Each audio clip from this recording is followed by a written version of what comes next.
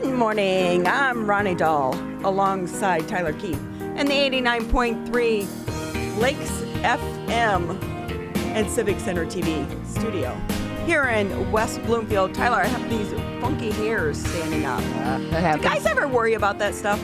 My hair gets a little longer, yeah, but otherwise.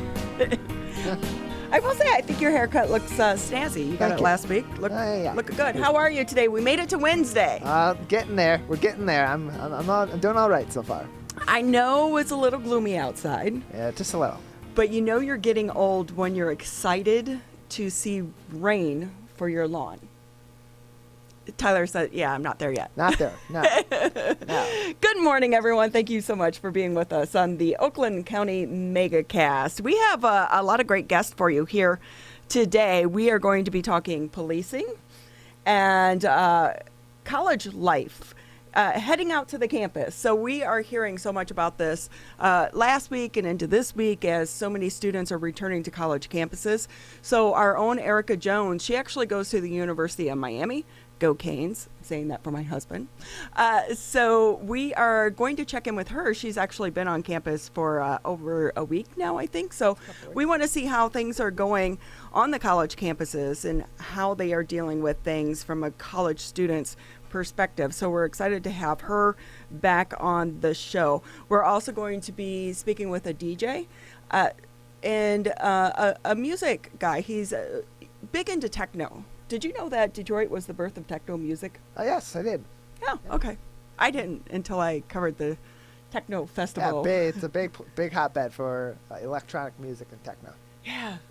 It's interesting music, I will say that. So we are going to be checking in with that industry to see how they are surviving during all of this, because I think they are taking one of the biggest hits because so many venues still are not allowed to reopen here in the state of Michigan. We're also going to be checking in with the good doc. So many new conversations to have with him today, Tyler. Yes.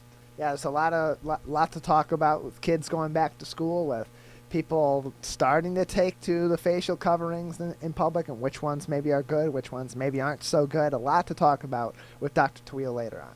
I will say I just saw, I think it was the Today Show or one of the morning shows did a study. So I always wear the neck coverings because for me, they're easy to remember. You can pull it up, pull it down, this, that, and the other. Although I am noticing that I have a ton of lipstick on this one. So, and I try to wash them quite frequently, but I did just see, I think they did a study and they don't have as much coverage as a mask. But I am covering my nose and my mouth. So does that count? I think that counts. It's better than nothing, I would say. Maybe it's not as thick and it's not capturing as many of those particulates as a face mask would, but it's better than walking around without one on. So we'll talk to the good doc about that, but also, like you said, we're going back to school, so vaccines are a big issue, and then we're also going into the flu season. The governor holding her press conference yesterday, which really the focus was pushing people to try to get the flu vaccine before flu season starts. Yeah, there's a big concern that if there is a surge in flu cases in this upcoming flu season, on top of potentially a surge in COVID-19 or continued push of COVID-19 cases consistently, that could be a situation that would overload our hospital systems locally and throughout the country. And so trying to get out in front of that, our governor and some community partners from throughout the state working to push getting your flu shot this year. So, and then we'll end our show with checking in with the principal of Abbott Middle School as they prepare to open their doors back to students this year.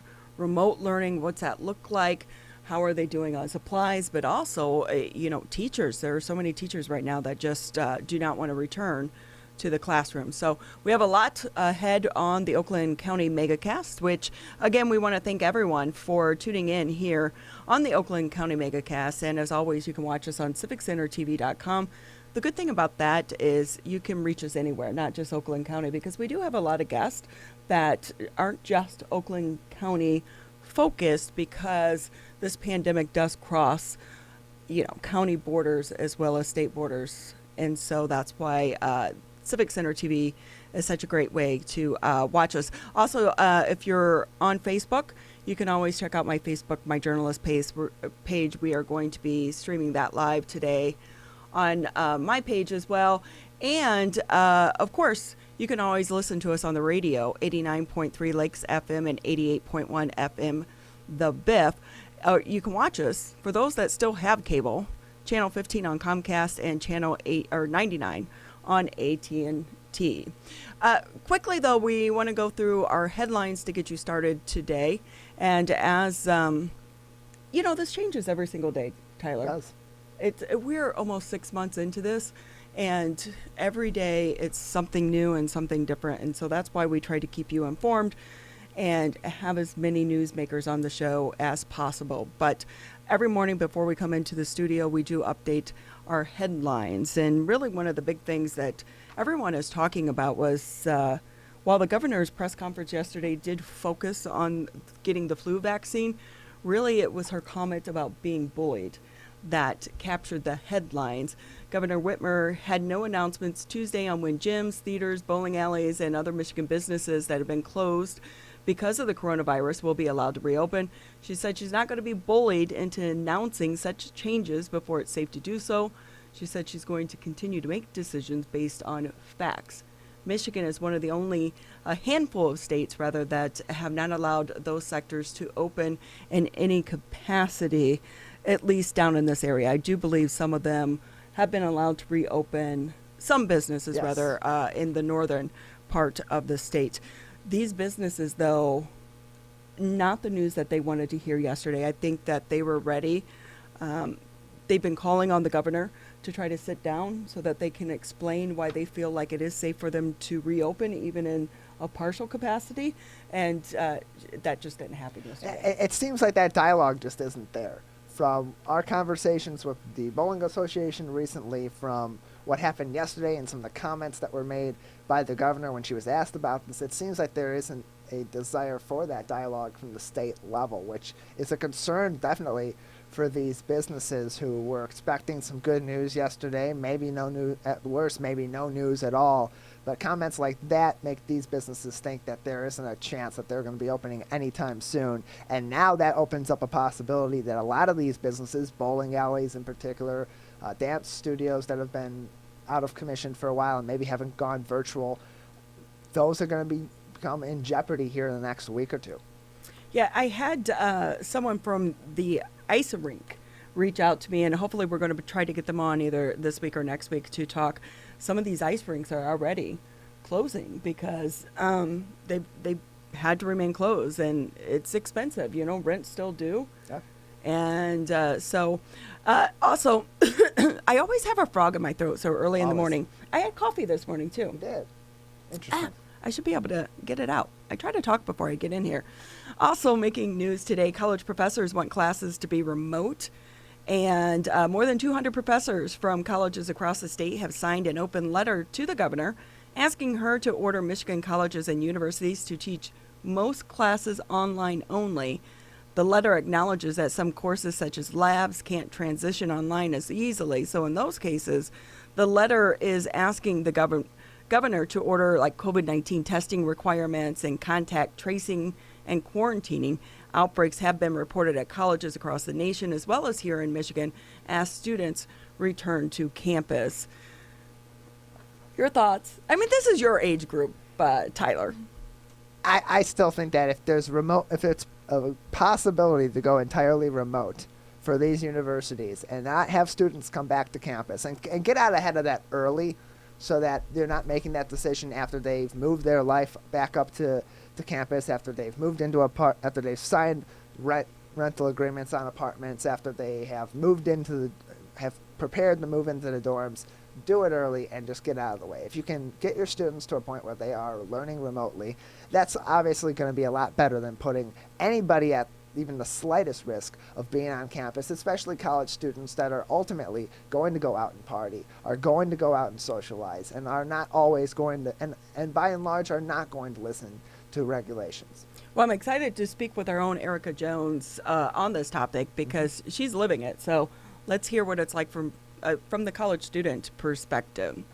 This is really interesting, I think, and I think this is one thing that a lot of people have been calling for. the state is offering coronavirus outbreak tracker online. So it introduced the new online outbreak tracker. The data set, which is expected to be updated weekly, provides a closer look at which areas have most recently seen COVID-19 outbreaks.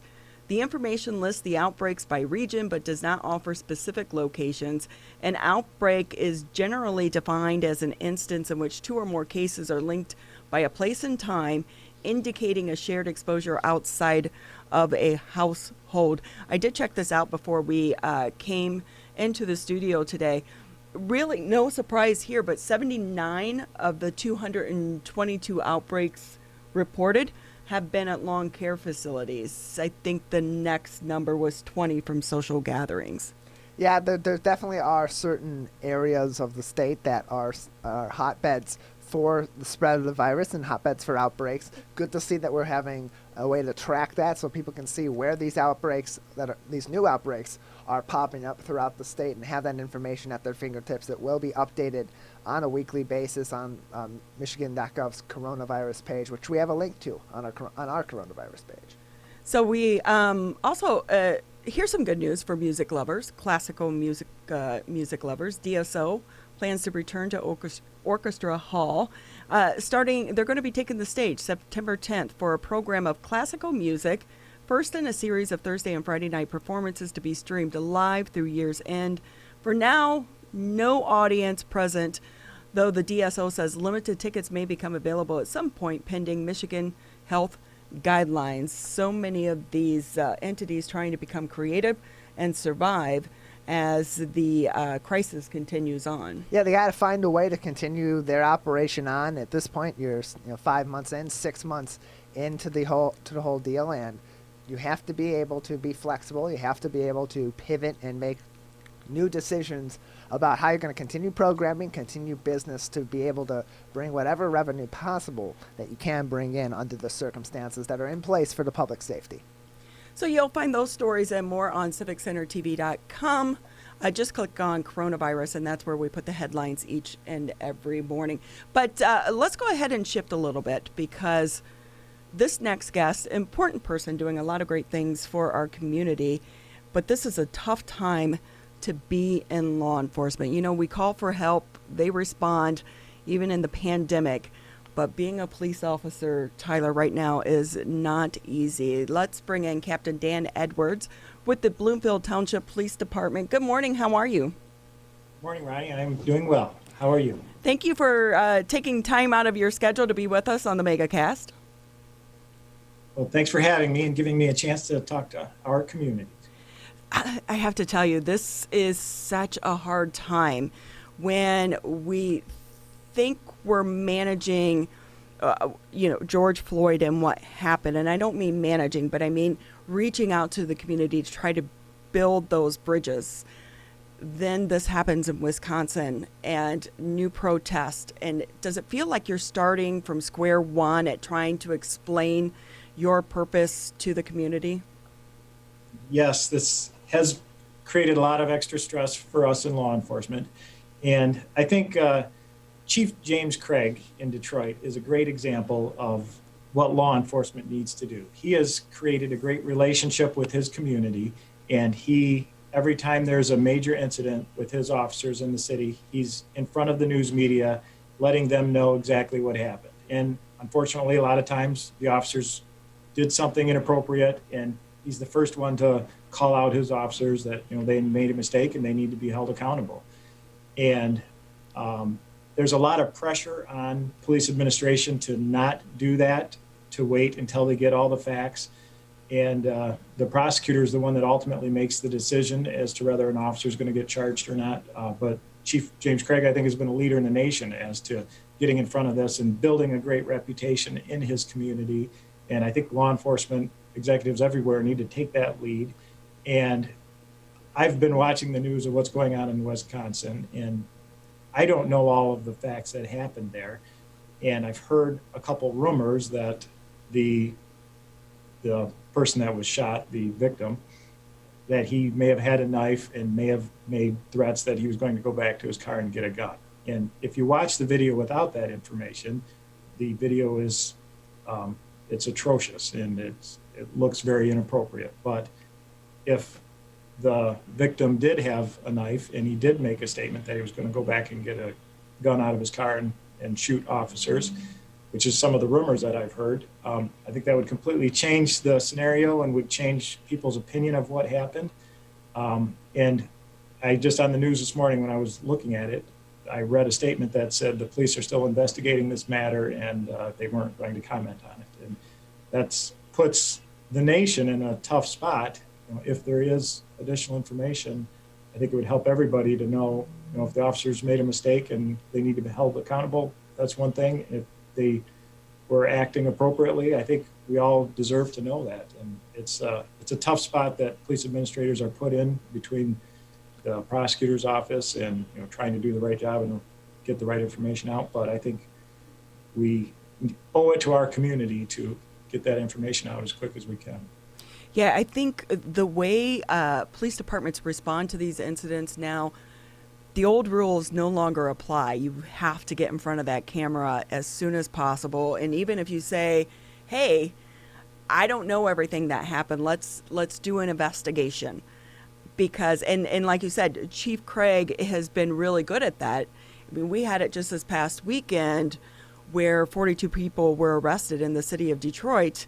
And he came out and he's pretty adamant saying, we're not going to let you do certain things in this city, but I support your First Amendment rights. So he has been a good example in that regard. And it's so important with these protests that it's the police department that's often put on the front line, and it's the conflict between the police officers and the protesters that make the news media. But the important thing is that to understand is the police department is working on behalf of the community.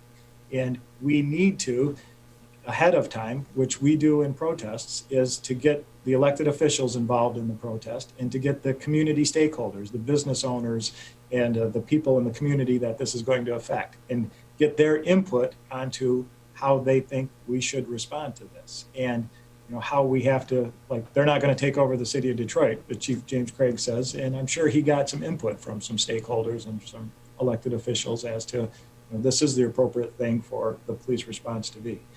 And we need to continue those relationships with the community. They don't call Chief Greg Hollywood for no reason. We're talking with Captain Dan Edwards with the Bloomfield Township Police Department. Looking at the impact that some of these protests have had, how does it change what you're doing here locally in Bloomfield Hills and how you're connecting with the community? Does social media help in that regard? Well, social media certainly makes these protests grow a lot more rapid. And we try to market ourselves in social media and let people know, we communicate with the last couple of protests and, let them know that what we're going to do and, what our response is, and what we try to communicate with the leaders of the protest to see what their goals are. And a lot of them, we were able to communicate and work well with them, and we haven't had any issues with our protests yet. We have had to make a couple arrests, but they've been peaceful for the most part. So we are talking with Captain Dan Edwards over at Bloomfield Township Police Department on the Oakland County Megacast. I don't know if a lot of people know this, but I did work as a public information officer for ATF, the Bureau of Alcohol, Tobacco, Firearms, and Explosives for a few years. And obviously right now some of the protests are centering around, get rid of the feds. Well, the feds have been here all along and for so long. How important do you think it is to try to humanize the badge so people understand the men and women that are on those front lines trying to protect them, and so that they see you as people and not by your uniform? I think that's absolutely true. Sir Robert Peel is known as the father of law enforcement in 1827, talks all about that. And I think we've quoted him in police academies ever since then, that you need to have a relationship with the community and on all different levels. And I think the most important thing is just the officer on the street, that they need to be approachable. And one thing, I just watched a training this morning on it, that we used to teach our new officers that you have to be aware of officer safety issues, and each potential traffic stop you're involved in, and each incident that you get called to could potentially evolve into a life or death situation. So you have to be ever vigilant for officer safety stuff. But we need to now focus more on teaching our officers to balance that officer safety with being kind and respectful in the way that you treat people, the way that you run into. You need to make sure that you humanize every incident and every person that you have contact with, in addition to, being aware that it could evolve into a deadly force situation. But you have to have that balance in every incident that you have. So it's a tough job that young officers have to be aware of now. So one of the good things that come out of these cases, I think, is that departments across the country are looking at their policies and their procedures and changing some of their training. Is any of that happening in Bloomfield Township? Yes, absolutely. Which I'm glad you brought that up. We just went through some implicit bias training and some de-escalation training, which has been a lot of the conversations in the media lately. And we have our annual training. We do a simunitions training, which is a reality-based training where officers are put in real-life situations and they're asked to use force, sometimes deadly force in these situations. And it's all with simunitions, which is basically rubber bullets that the bad guys have and the officers have. And this year in our training, we're including a lot of de-escalation stuff. So it's going to be next week that we're going to be running each officer in our department through these scenarios, and we're going to be focusing on how they can de-escalate these situations rather than going to a deadly force situation. And so we're excited about being able to incorporate that and get all of our officers through it at a time like this, that I think it's so important. Captain Dan Edwards with us from the Bloomfield Township Police Department on the Oakland County Megacast. Captain Edwards, on that note with the training, and you mentioned a couple of times the use of force and the use of deadly force. There is a difference between using force and using deadly force.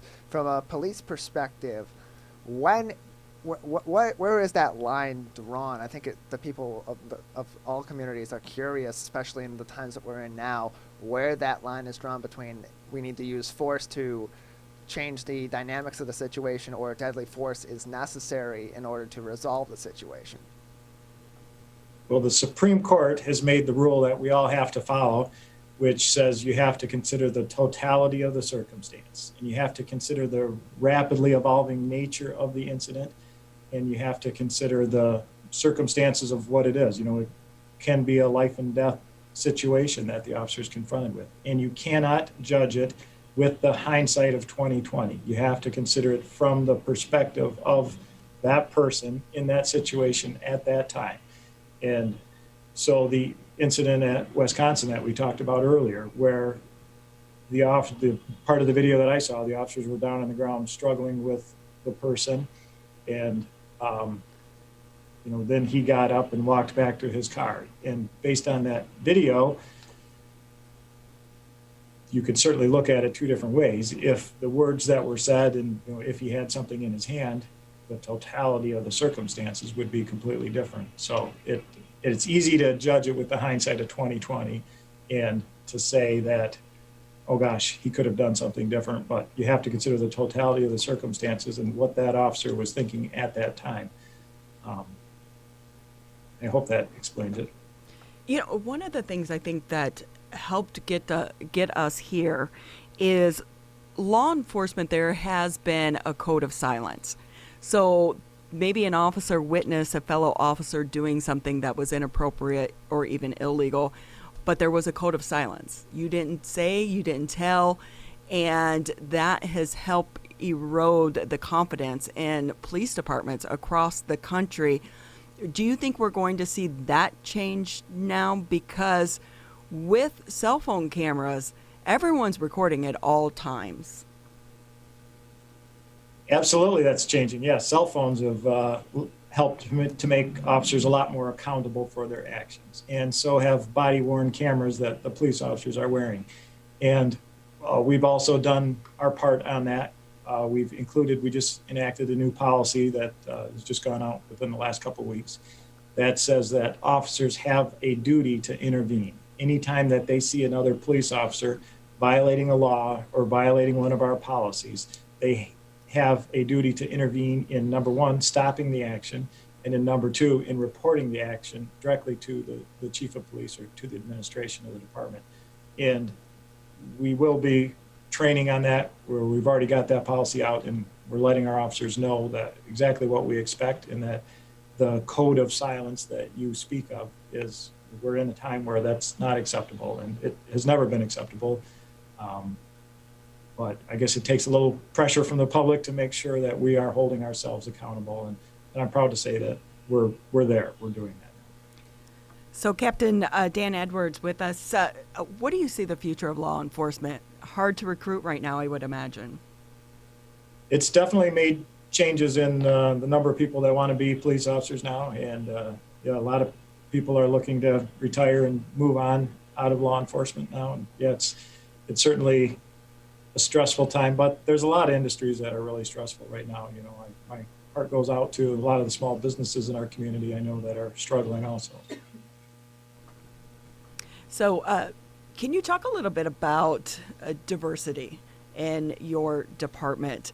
Where do you guys stand? I know all departments across the country, and definitely in the state of Michigan, whether it's state, local, county, federal, everyone is trying to diversify their ranks.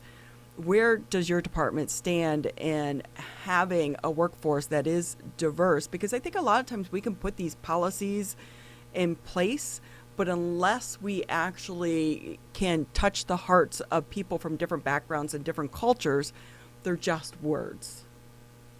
Yep. Well, most of our recruiting comes from police academies and from local colleges, and you know, we recruit all viable candidates for law enforcement, and we go through the hiring process and hire the best candidate, and we have a reputation for always looking for the best recruits. And yeah, we've hired a lot of minorities, and I don't know the exact number of our percentage of minorities right now, but it is something that's very important, especially in law enforcement, that we need to be representative of our communities. And because we are part of the community, and we have to maintain that relationship, and the diversity in cultures and religion and everything is so important in a police department to help us to relate to our communities. So I don't want you to feel like I'm kind of grilling you right now, but this seems to be the topic, especially after the shooting of Jacob Blake in Wisconsin. It's re-energized the movement. But if we can shift just a little bit over to the pandemic, tensions are high. People are stressed out. Are you getting any calls of people, just the public, maybe getting into arguments where before there wouldn't be arguments? And I guess one of the big issues too is the mask mandate. Are you getting calls about that? And how is the general public doing with all of this? We have seen a lot of incidents of people getting in an argument with other people about whether you're wearing a mask or not wearing a mask, and stop telling me what to do, and it escalates into an assault. We've had a few of those incidents, and it's kind of like road rage incidents. You know, you're better off just de-escalating that, and if the person's driving poorly, just let them go, because you trying to give your advice to them as they're driving down the road isn't, it escalates the situation. And the same thing with masks. And our calls for police intervention in these health and safety violations have gone down a lot. And the governor put it more on the health departments to regulate the businesses, and for the business owners to manage their customers. And so that's taken the law enforcement out of the middle of the mask mandate, but we still respond to every call for the mask incidents. We call them health and safety violations. We respond to any health and safety violations, and we've taken it from the beginning, and we still do that, approach it this way, that we want to educate people, because these laws are changing on a regular basis, and it's hard to keep up with them. So we approach it from an education and a voluntary compliance.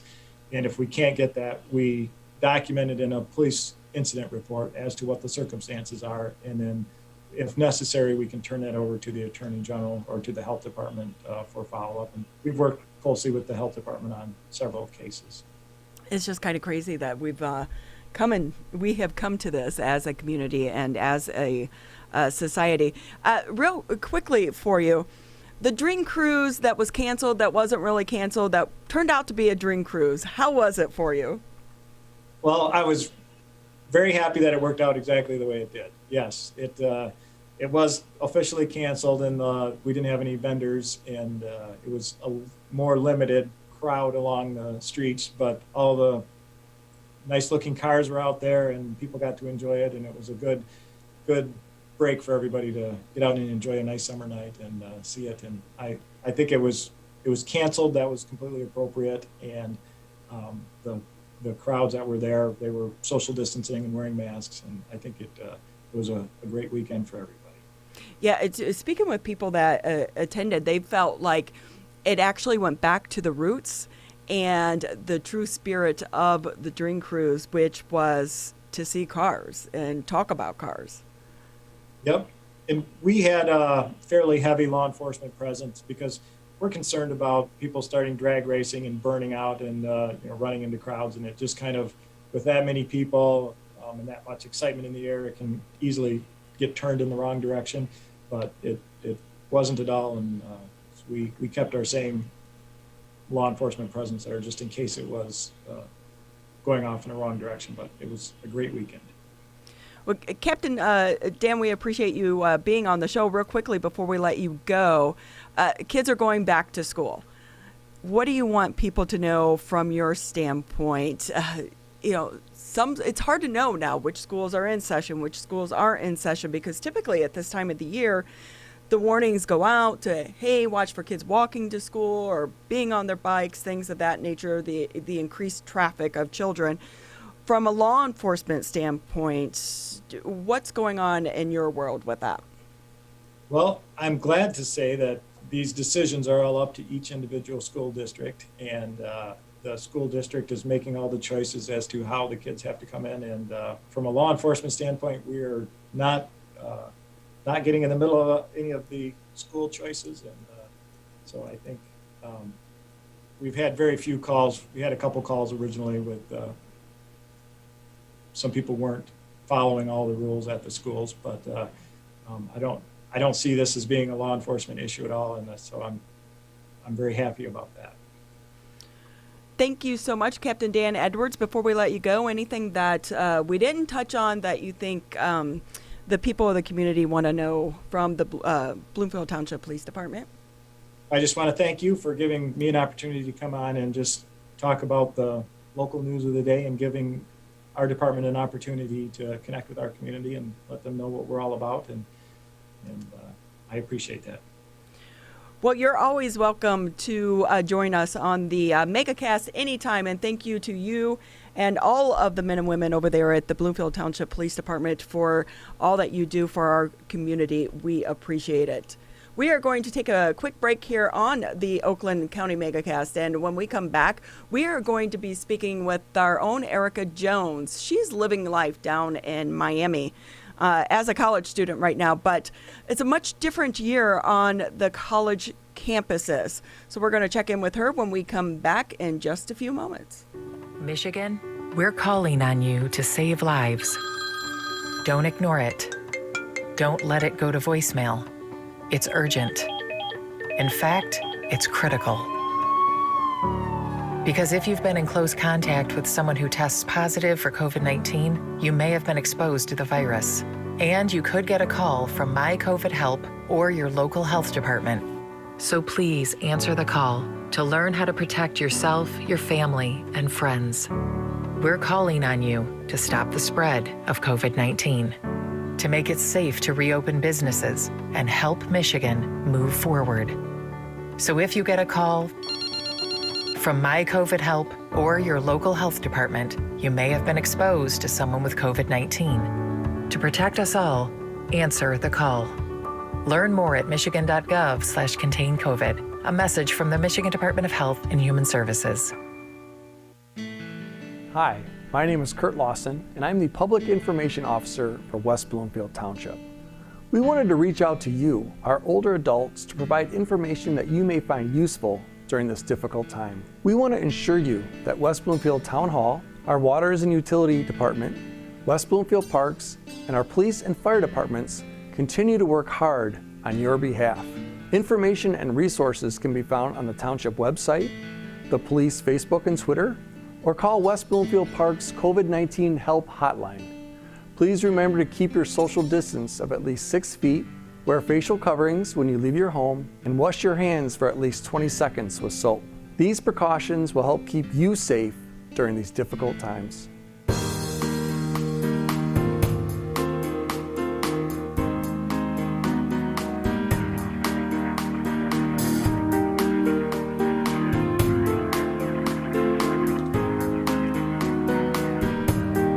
Good morning. We have made it to Wednesday, Tyler. Halfway to the weekend. I think Tyler was ready for the weekend on Monday. Just a little. Welcome back to the Oakland County Megacast. I'm Ronnie Dahl alongside Tyler Keith. And you can watch and listen to us on Civic Center TV, Birmingham Area Municipal Access. Listen to us on the radio, 89.3 Lakes FM and 88.1 FM The Biff. You know, right now is such a hard time across the state of Michigan for college students. They are heading back to the campus, and as they do, outbreaks of the coronavirus are being reported. So we're already seeing Central Michigan University, the county health department declared a health emergency there. We see the city of Ann Arbor cracking down on gatherings. And this is not only happening in the state of Michigan, it's actually happening at college campuses all across the country. In fact, the University of Miami in Miami, Florida reported more than 140 positive cases the first week back to classes. And our own Erica Jones, our Megacast correspondent who is back at college, is now joining us live on the Megacast. Erica, we miss you. Hi, I was just going to say, don't you guys miss me? I miss you guys.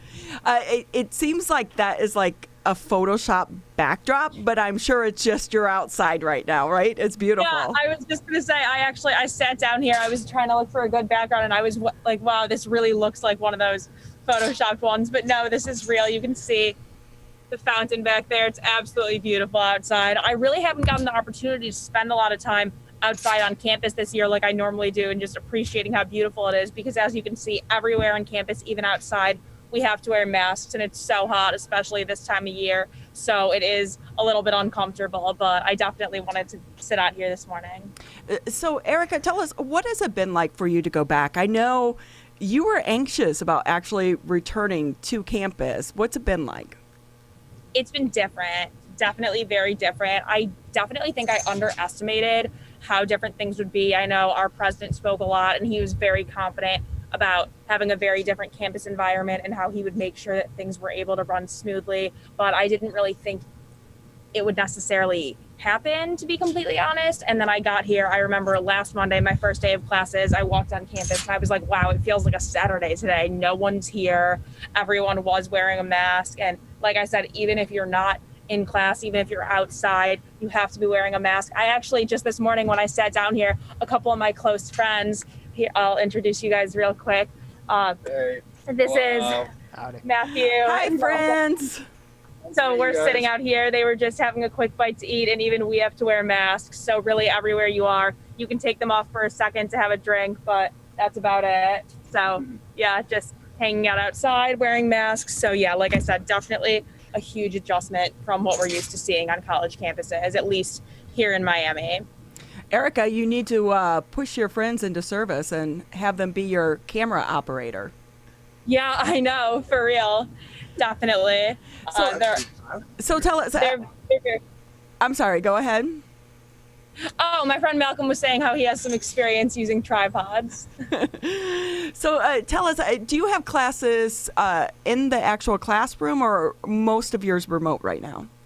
So they're doing a hybrid method. For example, if you have a class that's Monday, Wednesday, Friday, you'll most likely have that class in person one day. So they'll split it up into 3 sections. So there's only a small portion. Sorry, I keep playing with my mask. It falls down when I talk, but so there's only a small portion of the class in on each given day. So today, for example, I have my international business law class coming up in a little while, and Wednesday is the one day that I have it in person, but there's only about 6 students or so in the classroom, and all the other students that would be in the classroom on Monday and Friday join us via Zoom, and then they put the students who are on Zoom that respective day up on the board so they can participate in the class. So it's definitely a very different environment. Not many people in the classrooms. I think the most people I've had in one classroom at a time is maybe 7 or 8. So lots of social distancing. Everyone has to wear a mask. And I really do think University of Miami has been doing a fantastic job with that. And then some classes are completely online. For example, my French class, which I have 2 days a week, is completely virtual. That one's never in person.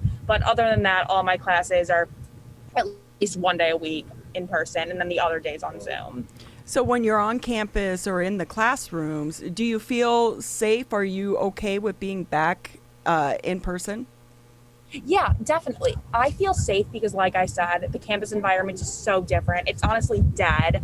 I was surprised even this morning when I ran into a couple of my friends because I really haven't been seeing many people. I'm used to not being able to walk 10 steps without waving hi to people and seeing someone I know, but now I can come to campus, be here for a couple hours and not see anyone, so that's very different.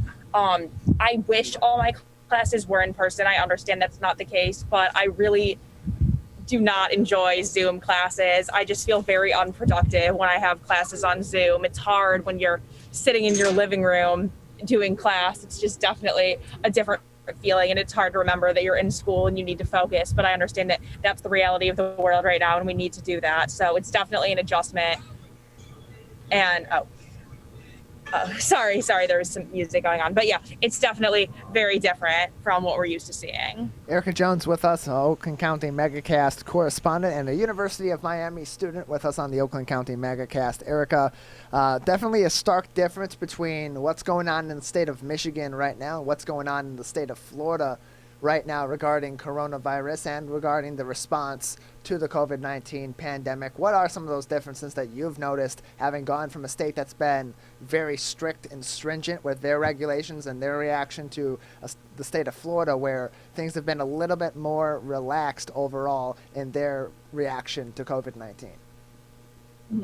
Yeah, well, obviously things in Florida throughout this whole pandemic have been much worse than they've been in Michigan. And I was a little nervous about that, as you guys know, when I started school here, but we really have been doing a great job. And now that I am here, I think things are much more strict, and cases in Florida actually have been going down. I don't know exactly what's going on in Michigan. To be honest, I haven't totally been keeping up with it, but I honestly think at this rate, Florida is doing almost better than Michigan's doing. And I know a lot of college campuses, as we're seeing in Michigan, are shutting down, ones that haven't even started yet because they're just, being proactive and taking precautions before they even start. But here in Florida, definitely everywhere I go, everyone's wearing masks, even outside. My commute to school in the morning, I live in a building right across from campus, so I walk over here every morning. And I don't always wear my mask when I'm outside away from people, but even people who are outside on their bikes when they don't necessarily need to be wearing masks will still be wearing masks. So I've definitely been more than impressed with the amount of mask wearing here. And I definitely feel like it's a very safe environment. You would not come here and think that they were the epicenter of the pandemic as they've been for the past several months. It's much more safe than a lot of people would imagine. And on campus, especially, like I said, everyone's really doing a great job. Our president, Julio Frank, has done phenomenal. He's really followed through with everything he said he would. And I was very skeptical coming back to school on how long it would last. I would make jokes about how I'd be here for 2 weeks or so, but I really do think that the way things are going on campus, it's going to be able to continue like this for a while. I'm not saying that we haven't had outbreaks. There definitely are a lot of students that have contracted COVID-19 and they're being quarantined in certain dorm rooms. I believe some of them have gone to hotels. And I do think that we are close to, if not at capacity for those rooms, but I don't live on campus, so I haven't been affected by that as much. But it'll be interesting to see what happens with that. I just know that they're doing a great job of making sure that when one area where they're quarantining students fills up, they always have the next option ready and making sure that everyone has a place to go to be safe because they don't want to expose other students. Another thing, sorry, I'm rambling, that they've done that's very, very good during this pandemic is that we have assigned seats in each of our classes, the ones that are in person. And the point of those assigned seats is for tracking. So if one person contracts COVID-19, they can then email the students and say a person that sat in seat 56, for example, had COVID-19. So then the other students know who were in assigned seats near that person that they should go get tested. So it's been very, very good for tracking and making sure they know where everyone is and where cases are forming. So I have not yet had anyone in my classes that I've been notified of getting COVID-19. But like I said, as great as things have been going, I'm not going to say that people haven't been getting it, because of course, inevitably, there are students that have been getting the virus. That's an interesting way for the college to be able to try to track if someone does get it, because I know some of the colleges here actually have an app for people to go on and log, and then it tracks people next to them. So if, let's say that something does happen and they pull back and all classes are remote, would you continue to stay down in Miami, or would you come home? You know, I've thought about that a lot. I've been thinking about that since this pandemic started. I don't have an answer for you on that, to be completely honest. Of course, I would love to stay here, hang out with my friends, and do everything I'm doing. But at the same time, I know I have Civic Center TV, and I've had all this great experience with developing my career, and it's very hard for me to pass up an opportunity like that to be able to come home and work if all my classes were remote. But at the same time, it's hard to compromise your college experience in the midst of this pandemic, because these 4 years are so precious, and it would be very, very hard to not get that, you know, socially, and just for my mental health, even being here, being with my friends. Just, it's nice. Even my friends sitting right here, we're not talking, but it's just, I've been FaceTiming with them for so long. It's so refreshing to actually be with them in person again and having that social interactions, which I didn't have for so long. So it's very, very hard to even think about that. And I have my apartment down here. So I think, as much as I don't know, my short answer, in a perfect world, if classes were to go online, I would like to think I would be able to somewhat come back and forth. But then again, travel is hard right now during the pandemic. So I don't really know. I guess it's kind of a we'll cross that bridge when we get to it type of situation.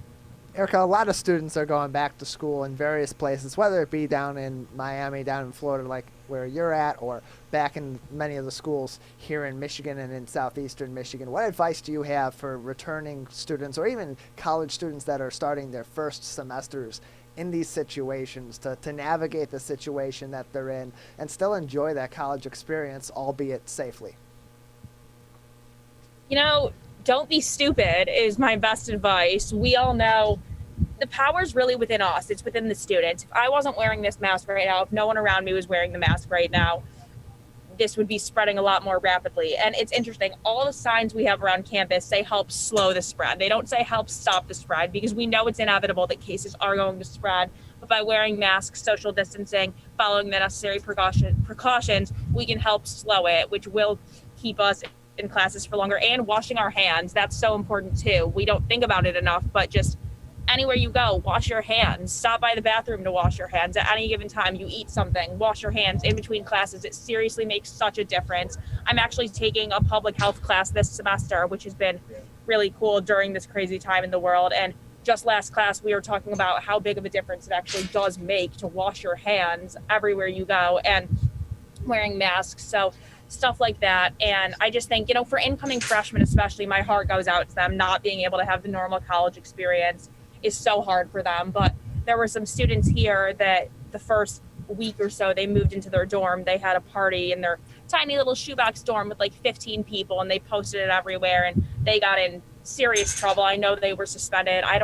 They might have even been expelled or kicked out of the school for a while. So just don't do stuff like that. You know, this pandemic isn't going to go on forever. Every student will have a time where their life is back to normal. So as much as it sucks, trust me, I know it sucks. I definitely think it's worth waiting for, because if we do what we need to do now, the wait will be much shorter than if we just act like there is no pandemic, and then who knows how long it'll be, because we can only control what we can control, and the rest we just need to leave up to our medical experts. We need to listen to what they're saying, and I really, really have learned that being back here. So it sounds like the university officials are doing a great job to try to manage the pandemic. But let's be honest here. You're college kids, and what happens off campus, they can't control. What is that like? I know you live off campus, although you're near campus. Are parties happening? Up here we're seeing pictures crazy, like at CMU, and Greek life has been suspended at a lot of the universities. What's that scene like there in Miami? Right. So Greek life is strictly prohibited from having any sort of events whatsoever. At first, we were told that if you had any type of event with more than 10 people in the same sorority or fraternity, it was, even if it was unofficial, more than 10 people gathering from the same Greek life group could be considered an event hosted by that Greek life organization. And then your organization was potentially at risk of being suspended or even kicked off campus. And then actually on Monday night, my sorority had another chapter meeting, and we were told just as little as 3 girls from the same sorority could be considered an event, which, I mean, that's crazy to me because, you know, it's hard to think that you couldn't even have 3 girls hanging out in an apartment, but I understand they're doing what they need to be doing. They're doing what they need to do, taking the necessary precautions. I don't think there really are that many parties going on here. I'm not going to tell you people aren't having small hangouts and gatherings, because of course they are, but you know, at least from what I know, people are still wearing masks, and going out like we normally do in college isn't even really an option. Bars are closed, clubs in South Beach are closed, so it's not just like you can hop in an Uber and go down to the beach like we used to be able to and wait in line and go to clubs. We don't even have that option. And of course, like you said, if people want to have house parties, no one can really control that. But I think people do know at this point that they're not really going to get away with it. So people definitely are being cautious. And if it is happening, it's not so much of a party. It's more, I think people are having little get-togethers. And with those, they're being careful. They are wearing masks, and they're doing what they need to be doing to make sure that they don't get in trouble or put anyone at risk. So from what I've seen, for sure, people are being very safe. Again, I think it's more of the freshmen who don't really understand as much the severity of this situation and are just eager to start their college experience, not realizing that it's definitely worth the wait. But I think it's also hard for them socially because, you know, now that I'm a junior, I already have a pretty established group of friends. So for us, if I'm hanging out at my apartment with just, you know, 5 of my closest friends, that's easy for me because I've already formed those bonds, and I'm confident that even if I can't see all my friends right now, I'll be able to eventually. Where for freshmen, it's so hard because they don't have those bonds formed already. So for them, I think they're just more wanting to get out there and be in these bigger groups of people so they can meet people. And I totally understand that. I can't imagine how I would feel if I were a freshman. So that's kind of what the scene has been like for off campus. But, you know, it's hard because the freshmen are on campus. So as much as I could have 5 people at my apartment social distance, and that's not a problem, in their dorm rooms, they don't even have the option of doing that. So I really do feel bad for them, but it's just a tricky situation. Erica Jones with us, University of Miami student and a correspondent with us here on the Oakland County Megacast across the local area. Erica, just a few more minutes with us. Anything else that you would like to speak on today about your experience going back to school and how that's been impacted by COVID-19, or any lasting words of advice or wisdom?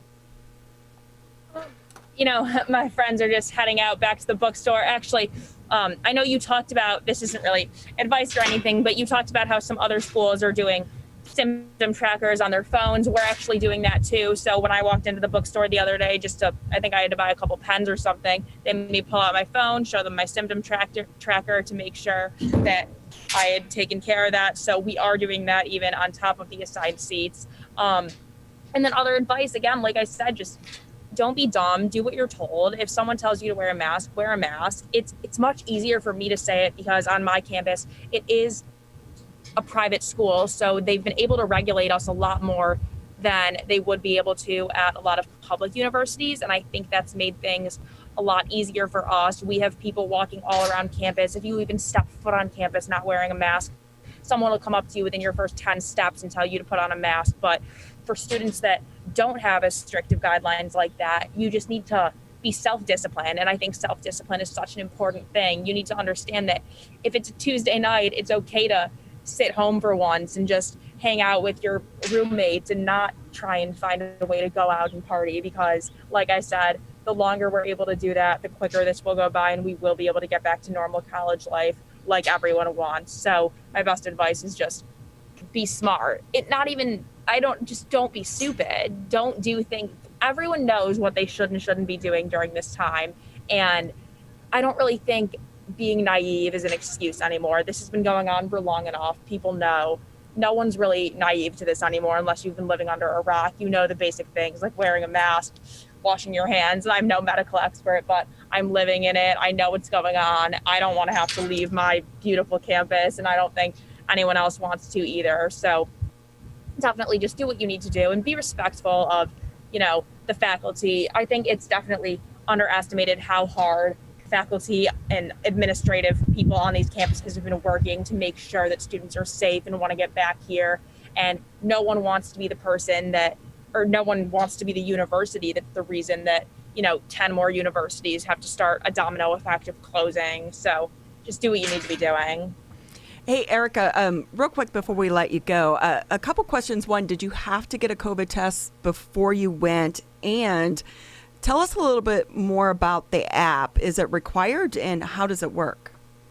Yeah, so I did have to get a COVID test before I went back. Again, I don't think that public universities are able to mandate that, but my school, University of Miami, is private, so they did not actually let anyone back on campus until you got the COVID test. So I actually just went in Oakland County. I went to Oak Park Urgent Care before I came back. I got the rapid test, which I thought was horrible, but got to do it. The nose swab was definitely not something I enjoyed, but some people don't think it's as bad. Definitely worth it. I got my results in 20 minutes after that, was negative. So then all I had to do was take a snapshot of that test and upload it onto my student portal.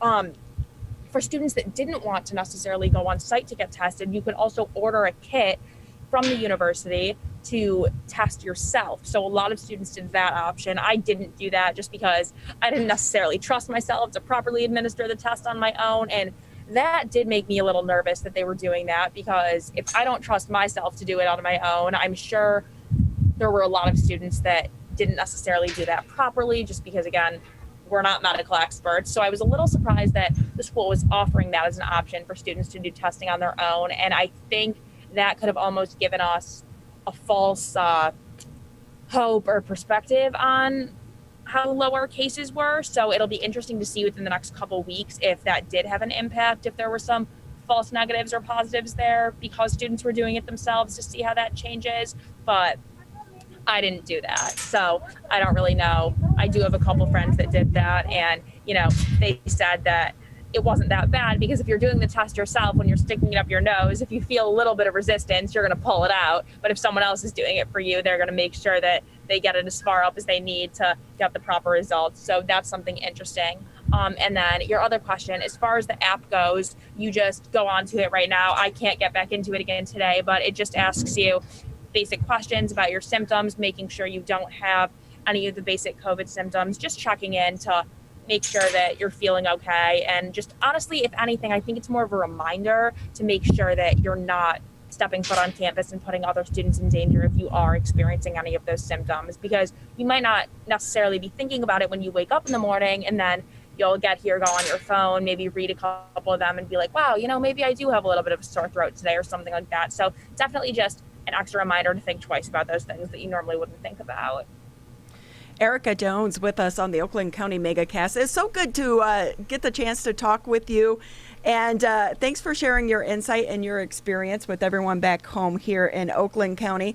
Have fun, be safe, and study hard, because I'm sure you're doing that. Yes, of course. Thank you so much. I really hope I get the opportunity to check back in with you guys again throughout the whole semester. Maybe, if things change, or even if they don't, just to check in and give more insight as the semester continues to unfold during this pandemic.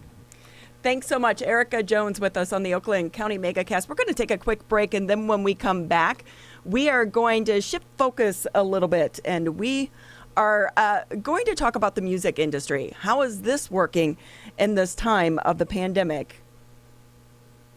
This may seem uncomfortable, but so is being hooked to an IV, sleeping in a hospital bed, and fighting for your life. When it comes to COVID-19, comfort is not as important as saving lives. Wearing a mask can greatly reduce the chance of spreading the virus. So mask up, Michigan, every time you leave home. As rivals, we don't always see eye to eye. Like who scored the best recruits? Who's gonna be who? And whether we wear green Or blue. But one thing we can all agree on to help stop the spread of COVID-19. Wear a mask. Wear a mask. Wear a mask. wear a mask. Wear a mask. The ball's in your court, Michigan.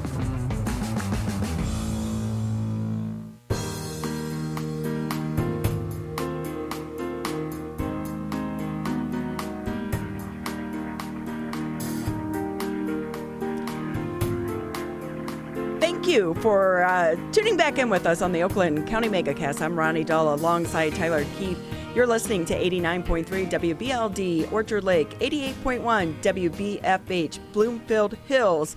And you also, as always, can watch us on civiccentertv.com and Birmingham Area Municipal Access. Erica looked like she was having too much fun. She did. looked like Miss Miami out there, right? Did. With the bright colors, and what a background. I know, what a great background. It's such a stark contrast between sunny 87-degree Miami, Florida, behind Erica Jones, and outside our window today, gloomy, rainy, thunderstormy day here in Oakland County.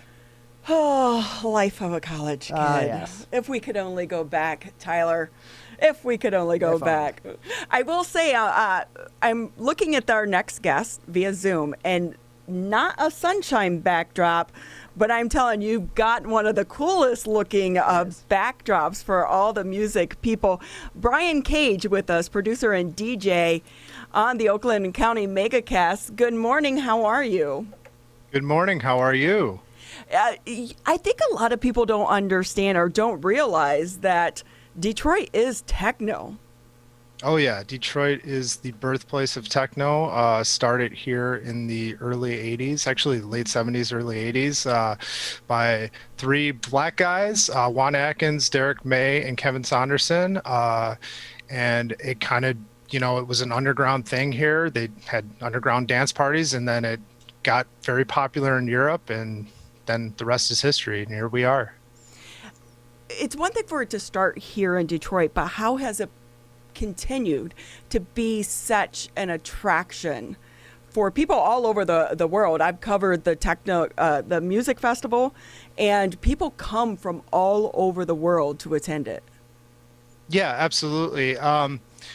Well, I think it's become an attraction because I think dance music is in our souls. I think, people are looking to meet other people. So, this music that we create in these studios here, they are the background music to nightlife, to day parties, to parties on a boat. They're very good sociable music for people to meet other people. So I think that's why dance music has become such a popular thing. Brian, tell us a little bit about how you got into this and about your career, too. What are you doing right now? And then we'll get into how are you surviving during this time? Yeah, so basically when I was 17 or 18, I had a good group of friends that sort of got me into the dance music scene. But through the radio, actually, during the late 90s, there was this electronica revolution. They were playing like the Prodigy, Underworld, Chemical Brothers on the radio. And wow, we were just like blown away. We had never heard this sound. And then I started digging into it and really got passionate about it. I've always had a passion for music, especially like video game music. So basically dug into it and realized, wow, this is actually from my hometown. So I had like this weird thing happen, like this inception thing happen where I found out about it from Europe and then brought it back home. And then the rest is history for my like upbringing with techno. I just went down the rabbit hole really quick. And then, so in terms of what I'm doing now is I run a record label here in town. I still press vinyl records. It's called Michigander. You can find all my releases at michigandermusic.com. I put out a bunch of music. I put out music for other folks around town. I've done music for Carl Craig, Omar S., just some of the names around town that, you know, are famous in the world, but normal guys, normal average dudes here in Detroit. So, what part of Metro Detroit did you grow up in? I grew up in Fraser, actually. I grew up in Fraser. I now live in Warren. And I work in Rochester, so I'm on the burbs, but I'm not too far from the city. I'm glad I'm like right close to the city. So, you know, obviously we have COVID going on. So, you know, that's obviously a problem where you can't do nightlife stuff, but you know, it's a nice little pocket. So, see, dreams do come true, even for kids in the suburbs. So tell us about how are you surviving right now? So obviously the music industry has taken one of the biggest hits. My nephew plays music in Chicago, and this has been devastating for him and the members of his band. Are you coming up with some virtual ways to get through this, and are you at least allowed back into the studio?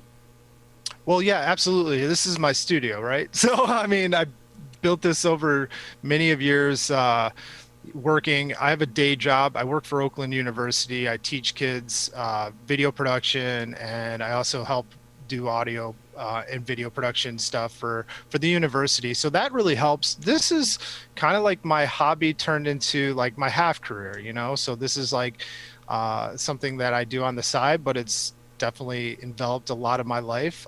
In terms of gigging and stuff, yeah, gigging's very difficult during these times. So we've had to do some interesting things. For example, like a lot of these festivals are doing virtual festivals. Movement Electronic Music Festival did a really cool 72 hours back to back DJs. There's also another festival here called Charivari, which is a grassroots festival that I was able to play this year. And you know, they wanted something special, so we set up a DJ rig, very socially distanced, on a boat with my closest family members, you know. So and we did some really cool drone and you know, GoPro shots and stuff like that. So, you know, it's very challenging, but it's also cool because it levels the playing field for musicians. Like, people are getting more notice now because it's not all about the hype and about you know, like, you know, people that are, I don't know, like just more hype around them. There's actually, like, it's coming down to raw talent and innovation, which is, I think, is a lot more interesting now. So it's kind of like evening the playing field with the virtual thing. DJ and producer Brian Cage with us on the Oakland County Megacast throughout the local area. Brian, you talk about how there's a lot of innovation and a lot of trial and error that goes into making techno music and electronic music. For you as a musician that's creating these different tunes, what inspires you when you're creating these tunes and you're experimenting with the different tones and the different sounds into making this electronic music? Well, I definitely think that what inspires me about electronic music is my friends, my family, and where I grew up and where I live now. Like Michigan, that's why my record label is called Michigander. Like, I believe I pull a lot of influences from different parts of Michigan. Like, I think Michigan is an underrated state. There's just so many cool things to do here. There's so many places to see. It's such a beautiful state in the summer and even in the winter too, if you like snowmobiling, you know, or something like that. But I think that's what really influences my sound, my family, my friends, and the state of Michigan.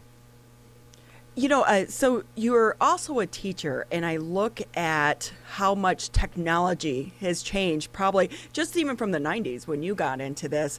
Do you think with today's technology, such as GarageBand and programs such as that, it is making music more accessible to so many more people? I think absolutely.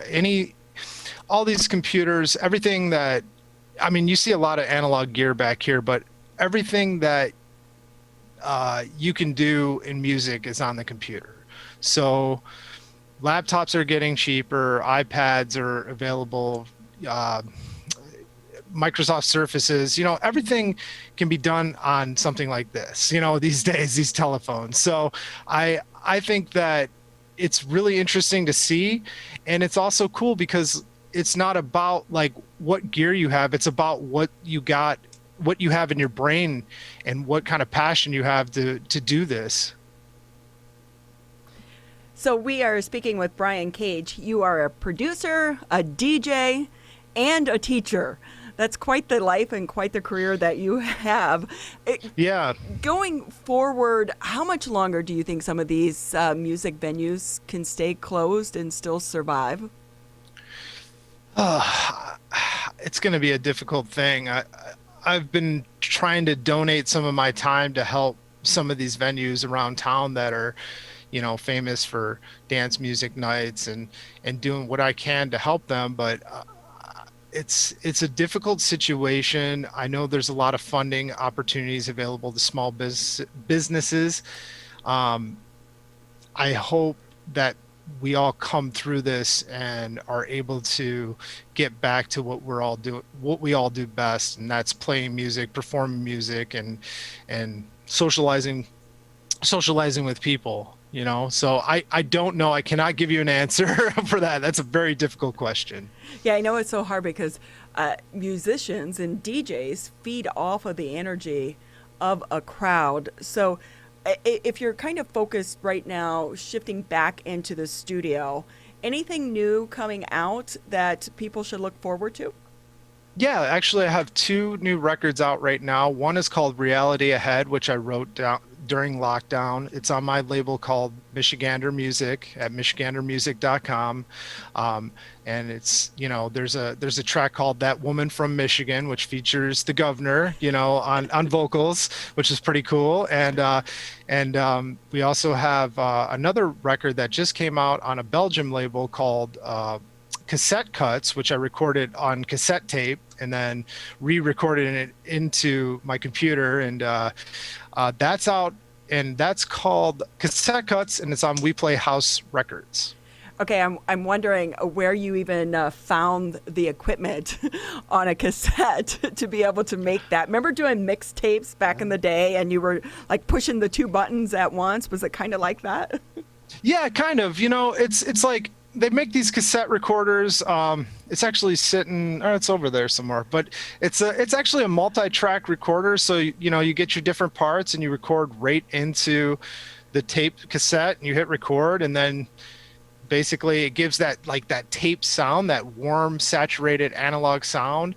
It just adds like a different flavor to the music. It's interesting. Even VHS tapes, you can record to VHS tapes, you get a different flavor from the saturation of an old school VHS tape. So that's kind of what I was aiming to do with my Cassette Cuts EP. So Brian, Tyler's kind of looking at me like, cassette tapes? What are those? We don't want to talk about 8-track. I know what that is. No. Right, exactly. So, yeah. Before we let you go here, just talk a little bit about being inspired. And when you were in lockdown, were there days that you didn't want to make music, or did music help get you through this? Honestly, I've been the most invigorated and inspired I've ever been, because I've been able to be home, like my time has been so stretched in between, my time at work and my commitments to my family and being home, that haven't had the opportunity to be in the studio as much as I should be, or I want to be, I should say. So right now, like what I'm working on is an album for myself. I've never done an album in the 20 years I've been doing this, and I'm really stoked and excited to be doing that. So yeah, this has definitely invigorated me. I know it's, and that's a positive thing. Yeah, obviously we can't DJ and we can't make money doing gigs, but I mean, there's other avenues and there's other ways. And I think the most important thing is to be innovative and just keep pushing yourself forward as an artist and as an influencer in some sort of ways, and if you're not, looking at future technologies like Zoom or Twitch or YouTube, as a musician, you're not doing your job right, in my opinion. Brian Cage with us, producer and DJ, with us on the Oakland County Megacast. Brian, with that in mind, what do you see the future of electronic music and just the future of music production being and its impact from the COVID-19 pandemic? I think there's always going to be electronic music. I think people are going to find it one way or another. They're going to be interested in it. From COVID, I don't see electronic music going away. I think it's just going to be more popular. And once this thing ends, it's just going to be boom for the industry. And before we let you go, I want to shift real quickly because like you said, you do teach at Oakland University. Video production is not an easy thing to try to teach through the internet or via Zoom, or at least not for me. I've been trying to teach myself Photoshop through YouTube videos for about a year now. Are you going back into the classroom, or do you anticipate that happening? If not, what does this look like for the students coming up in the fall? Well, fortunately, like my teaching has to do with like working in a department and mentoring students. So it's a little bit different than the other professors on campus and special lecturers. But yeah, we will be going back to OU to do shoots and to do special things or special events. Like commencements is coming up this week. So that's going to be, we're all going to be all hands on deck, but we are practicing safety guidelines, socially distancing, and we will be there for our students as much as we can. We're taking all the proper measures and everything to make sure that our students are safe, and they're our number one priority. Brian Cage, he is a producer, a DJ, and a teacher at Oakland University. You do it all. Anything that you want people to know before we let you go? Also, where can they find your music, and are you on social media? I would imagine you are. Yeah, so you can find me, you can just search on Google Brian Cage with a K, Kage, and then you can find my music at michigandermusic.com. I also do a synthwave band called Escape Driver, if you're interested in synthwave, like new 80s kind of style, which is a very interesting project. So yeah, Brian Cage. So I do, I have to admit, I don't know what Twitch is. So Tyler, do you? I do, I'm aware. Oh, okay, so I'm just the old one here, right? Well, I mean, Twitch is like, it started off as like a gaming platform, and for gamers to play games and then basically stream them out into the world where other people could watch them play games, which was like, wow, like, is that even going to work? But yeah, it's going to work because people are interested in watching other people try these games, try new games, and then they're also interested in the personnel of the people that are doing these games. So yeah, it's kind of gotten huge. Well, it was great being able to speak with you this morning. Thank you for sharing your time, your wisdom. I'm going to check out your music and maybe get a house party going on with me, my husband, and my dog. Cool. We'll have a good time, and thanks for having me. Thanks so much for being on the Oakland County Megacast. Brian Cage, producer and DJ. Check out his music. I will say techno music definitely gets you pumped and gets you ready to go. And, yesterday we had Stacey Renee on, and she said you should start your day with music. That would be some music to wake you up and get you going in the morning. It definitely will wake you up, and it definitely will get the energy flowing. Okay. I'm Ronnie Dahl. This is Tyler Keefe. We're going to take a quick break, and then when we come back, we're going to check in with the good doc. A lot to talk about with him this morning on the Oakland County Megacast. Hi, I'm Dr. Faust, the Medical Director for the Oakland County Health Division. The most important thing you can do to prevent the spread of illness is to wash your hands thoroughly and often. Follow these 6 easy steps every time you wash your hands. Step 1, turn on the sink and wet your hands with warm water. Step 2, apply soap to your hands and lather between your fingers, under your nails, and the front and back of your hands and wrists. Step 3, wash your hands by scrubbing them together for at least 20 seconds. Step 4, rinse your hands with warm, clean water. And step 5, dry your hands with a clean cloth towel, a paper towel, or hot air blow dryer. If you're using a cloth towel, make sure to change it often.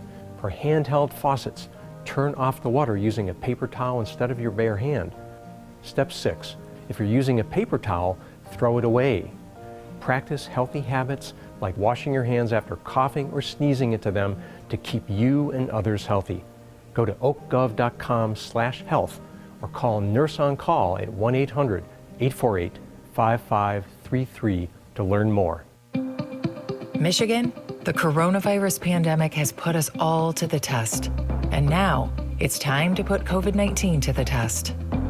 As we move forward, testing will be critical. We encourage anyone who has reason to get tested to do so, those with symptoms and those without. If you are leaving home and going back to work, get tested. If you think you may have COVID-19 or you've been exposed recently through family, friends, or coworkers, get tested. Our test locator tool can help you find the right testing site that fits your needs. Even if you're looking for easy access with no cost, no prescription, and no appointment necessary, we've got you covered. Help Michigan move forward, not backward. To find a testing site or learn more, visit michigan.gov/coronavirus test. A message from the Michigan Department of Health and Human Services.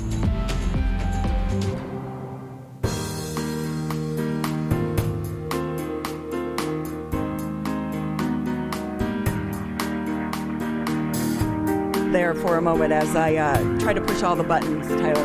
I'm sure you've noticed that. Good morning. Thank you, everyone, for joining us on the Oakland County Megacast, where you can watch us Monday through Friday, 10 a.m. to noon on Civic Center TV, Birmingham Area Municipal Access. You can listen to us on 89.3 Lakes FM and 88.1 FM, The Biff. Also today, we are streaming live on my Facebook page, so if anyone is listening or watching on that, head over real quickly if you want us to ask our next guest a quick question. Dr. Jamie Taweel, internal medicine specialist, Grand River Medical Associates. You're like our doctor. Good morning. Good morning. How are you? I always learn something when you're on the show. So thank you for taking time because we know how busy you are. No problem at all. I'm glad you do. Glad someone does. No, a lot of people do. So obviously, let's start off with the governor's press conference yesterday. It was about the flu, urging everyone to get the vaccine. I guess my question would be, if we're already socially distancing and washing our hands and wearing our mask to try to protect us from COVID-19, would that protect us from the flu as well? It will definitely reduce your risk of getting the flu. So if there's concern that the social distancing, the mask wearing absolutely will improve your risks of not getting the flu. But at the same time, if there is a vaccine available, I'm always going to recommend that it gets taken care of. I think the biggest nightmare would be to get the flu and COVID-19. You get that 1-2 punch, that might be significantly bad. So, yeah, I believe some of the numbers she put out yesterday, about 740,000 people a year hospitalized due to the flu. 62,000 people died.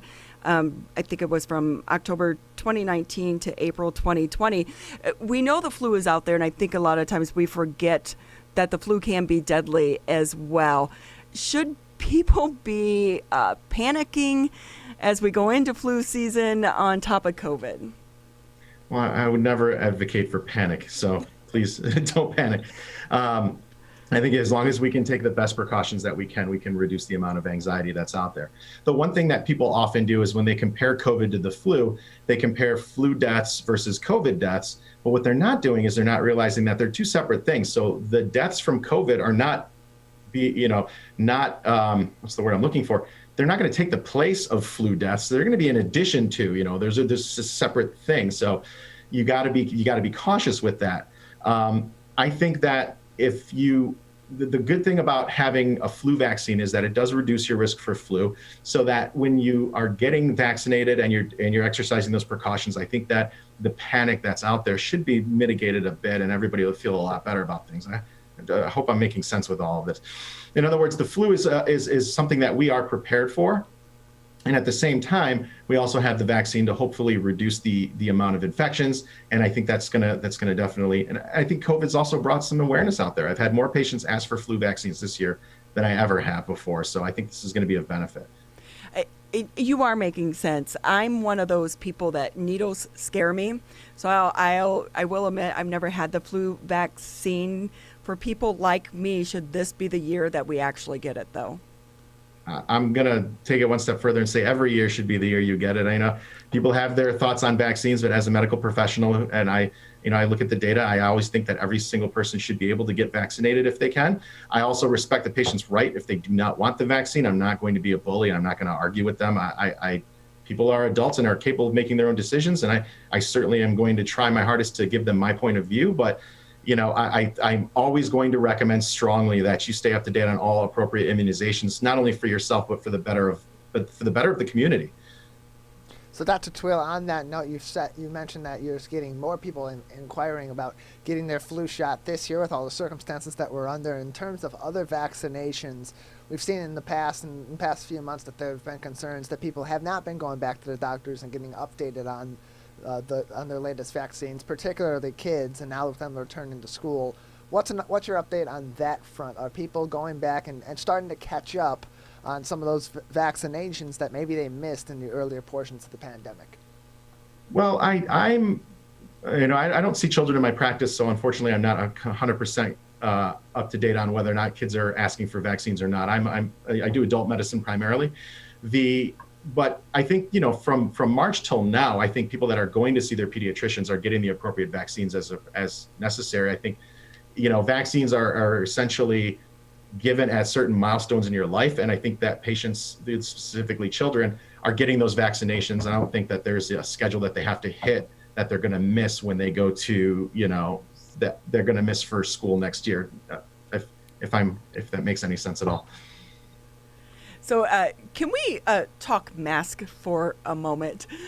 We've had you on and we've talked about this at great length. So I just saw, I believe it was on one of the morning shows, the Today Show or something, where they did a story about the different various types of mask and which ones are better, which ones aren't. And we do know there is a difference. We do know an N95 is going to protect you more than just a cloth mask. One thing that they did show is, the neck scarves, the gaiters that everyone's wearing, which I will say that's what I wear because it's easy to put it on and then it's always with you. You don't say, oh, I forgot it and run back to the car and things of that nature. But they were saying that some of them are basically 0% effective. I was surprised by that because I thought it was just cover your nose and your mouth with at least something. Well, again, with masks, you want to make sure that you're trying to restrict the amount of, like, for example, whenever you breathe, you're going to have that plume of breath that plume of breath that comes out, and that's what causes that spread. So what you want in a mask is to try and contain that as much as possible. And really that exhalation that you're doing with that air is going to kind of be contained within your immediate person so that a 6-foot social distance will work wonders.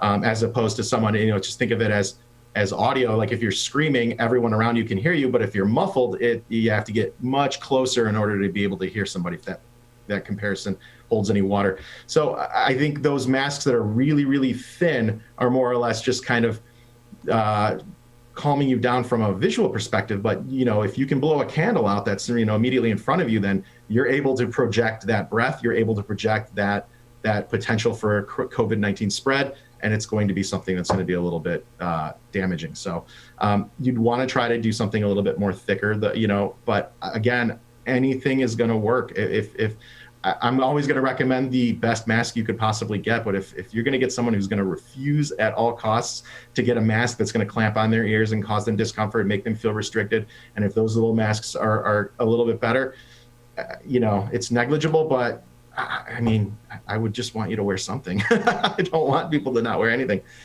Something's better than nothing. And I will say I'm a girl too, so they're cuter, some of them. I'm sorry, I'm a girl. I'm not going to recommend it. I'm always going to recommend the good masks.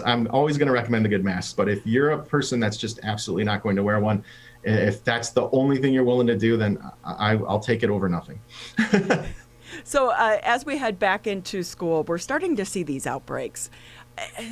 What are your thoughts on that? I know that you're a medical professional, not an educator. This is such a hard time for parents to kind of make this decision. Should they send their kids back? And we're also hearing now more about herd immunity. Should it be that the people that are quarantined are the ones that are in the higher risk groups with that are autoimmune deficient maybe, and the rest of us should go out and live life because of herd immunity? Tough one. I don't mean to put you on the spot there, and we don't want to get political. It's just there's so much different information out there. I think it's hard for people to navigate this world when there's so much information and it's changing so often. So here's where it comes from. When you're a hammer, everything looks like a nail. And what I mean by that is I'm a medical professional, so ultimately I'm always looking at it in terms of what's best for the patient, period. And I kind of tend to ignore all of the other things. Not intentionally, but it's just, I'm focused in on what I'm focused in on.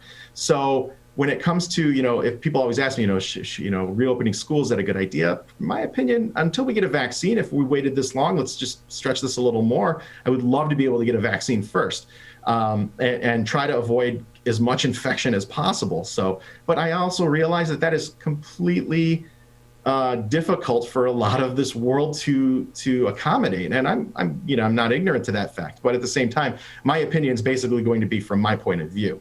So, you ask a parent that's, a family that's both working and can't take their kids to a daycare, and, it's going to obviously be a more impactful recommendation that's going to frustrate people. I think the video schooling, works really well, but at the same time, I'm always going to recommend, just because of who I am and what I want patients to have the best opportunity to avoid getting infected. So I'm going to recommend that they, we're going to get that bump. And as long as we're aware that that's going to happen and we're trying our best to reduce those risks, I think trying to wait until a vaccine comes out might be the best play. But again, my recommendations aren't always the most convenient. Well, it's about safety, right? Dr. Jamie Taweel, internal medicine specialist, Grand River Medical Associates. You're like our expert doctor. So tell us, what are you seeing in your office right now? Who's coming in? What are they experiencing? And what should we look out for? So I'm getting I'm getting a backlog of all the physicals I couldn't get when things were a little bit crazy. So, everybody that's getting those insurance physicals, I'm doing a lot of those. In terms of, I have a lot of patients that are getting their typical colds, allergies are kicking in high gear right around this point in time. So everybody's scared that they might be getting COVID. So I'm seeing we're doing a lot of testing. The rapid testing isn't as happening as much. The lab that I'm using is trying to stretch out a little bit more. So we're trying our hardest to get everybody evaluated. I had a patient who's a nurse at a local hospital. And she says she's starting to see a lot more cases coming in all of a sudden. It's starting to blip up a little bit. I mean, when I say a lot more, I'm meaning like 5 or 6, not 30 or 40. But it's blipping up a little bit. And I think that's just because people are starting to get a little bit more relaxed. And I am seeing that. I'm seeing a lot of more relaxed people. They're wearing the masks. They're doing what they're supposed to do. They're complaining about it, and I am too. But they're doing what they're supposed to do, and I think people are starting to feel a little more comfortable. I remember back in March when there was just this air of uncertainty around the world, and it was just a scary time. It was really scary, and it's going to stick with me for a while. And I think it's going to stick with a lot of people. But at the same time, we're starting to get used to it a little bit more. I think a little bit more confidence in the world is coming back. People are starting to go out. We are seeing an uptick in cases, but I think that we're getting better at it. So I think I'm just starting to see things go back to normal. To answer your question, ultimately, long answer to a short question.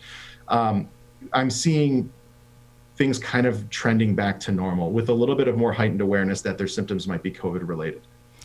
Yeah, I will say even in the beginning, everything you touched, you were so worried and you were constantly thinking, oh my God, I could have got it there or there or there. You become so aware of all the surfaces that you do touch. And so you were constantly washing your hands and using hand sanitizer. And now we've become more comfortable with that.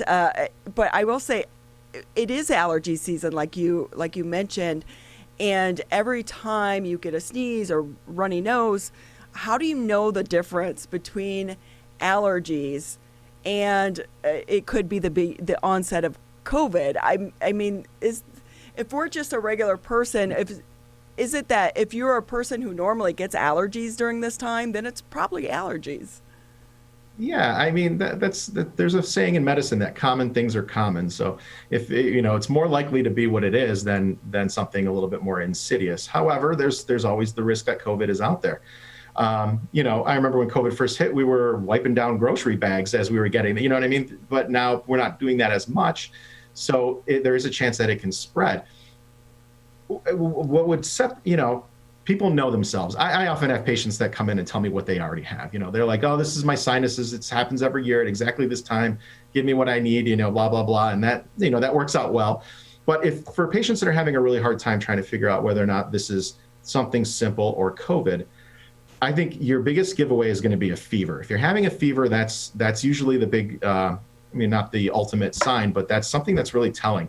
People that get sinus infections don't spike these super high fevers, but people with viral infections tend to. So if you're feeling achy, also remember that infections do just that, infect one particular area. In other words, if you have a throat infection or, a pharyngitis, it's going to just get the throat. Or if you have a sinus infection, it's just in the sinuses. Or pneumonia, it's just going to be in the lungs. A virus isn't really like that. It's actually an entire body thing. So you tend to feel it more head to toe. So you're going to get, fevers, you're going to get achy, you're going to feel fatigued, you're going to feel, sore throat and difficulty breathing, sinuses and, throat. A lot of that tends to just kind of be more of a whole body thing. And that's where the fever tends to kick in as well. So I think if it's something a little more specific, like it's just, I'm just having a hard time with, my stomach only, not to say that it can't be a virus. People do respond to things differently, but it's more often than not a specific issue to that specific area. And COVID tends to hit you from all angles. From head to toe, you tend to just feel miserable. So Dr. Taweel with us on the Oakland County Megacast. Just a couple more minutes with you. Anything that you want people to know, to look out for, other than the typical things we've been saying for the past 6 months? And I do want to ask you too, it's so hard right now to find some of these supplies. Lysol. I have not been able to find Lysol or even the off-brand for weeks on end. In those cases, what should we be using instead? Washing. Traditional old-fashioned soap and water. Wash your hands. But I can't spray down the chairs in the office and the door handles and everything with bleach wipes. And believe it or not, regular just cleanse around surfaces will help as well. I mean, disinfectant sprays are meant to be so you don't have to clean them. You just disinfect them. You Lysol it. But if you're using a regular traditional like wiping with soap and water, that will also really help with that. So I mean, it's less convenient, but just as effective. It's not going to kill every germ out there, but it is going to improve your chances. So if you are unable to get those types of disinfectant cleaners, traditional things are going to have to be your best option. Dr. Jamie Taweel, anything else that you want to add that you're seeing or that you want people to know before we let you go here today? Yeah, actually, just real quick, my opinion is that schools are going to start up again. People are going to start going out and mingling more, and things are going to start picking up. So with that, please, I would implore the people to not take with them this kind of, relaxed attitude that things are okay now that we're doing these things, but still just remain as vigilant as possible about maintaining social distancing, making sure you're wearing your masks, using the sanitizers and doing all of those important things that we've been doing for so long. Everybody's been doing a great job, and I know everyone hates the masks. If I had a nickel for every time someone told me they hated wearing a mask, I'd probably have enough money to fund my own vaccine. But I get it, and everybody's just being a great sport about it, for lack of a better word. They're doing the best they can.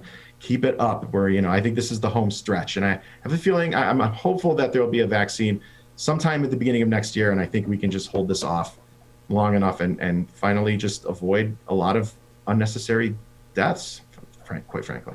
Thank you for... But even when we get a vaccine, it's still going to be probably how many months after that before it's widely available to the public? So we could be in this for what, at least another 6-8 months? Yeah, actually, unfortunately, yeah. What's going to happen is they're going to, getting the vaccine mass produced. So getting the vaccine working is one thing, but then getting it out to the public and mass produced is certainly going to be another thing. And then once that happens, they're going to really prioritize who gets the vaccine first based on order of risk. I imagine healthcare workers will get it first because they're the ones that are the highest exposed, followed then by probably nursing home occupants, things like that, and then it just kind of goes down the road.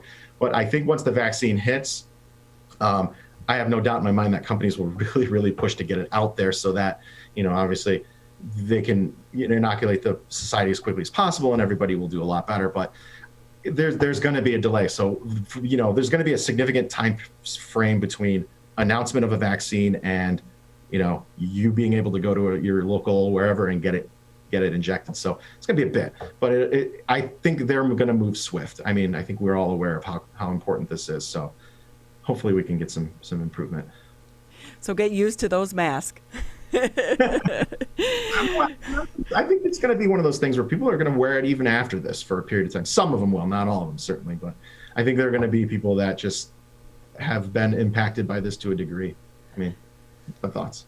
I really should have gone into the mask business. Dr. Jamie Taweel with us he is the internal medicine specialist at Grand River Medical Associates. If you are looking for a new doctor, a great doctor, go over and visit him and his staff. Always so knowledgeable.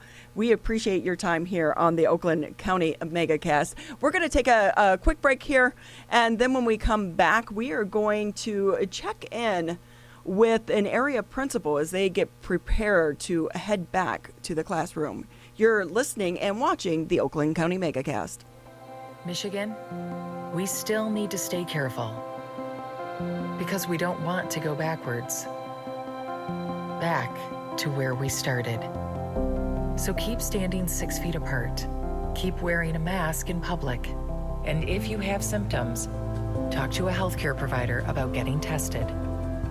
To move forward, let's all do our part. So stay careful. Michigan.gov/coronavirus. Michigan, we're calling on you to save lives. Don't ignore it. Don't let it go to voicemail. It's urgent. In fact, it's critical. Because if you've been in close contact with someone who tests positive for COVID-19, you may have been exposed to the virus. And you could get a call from My COVID Help or your local health department.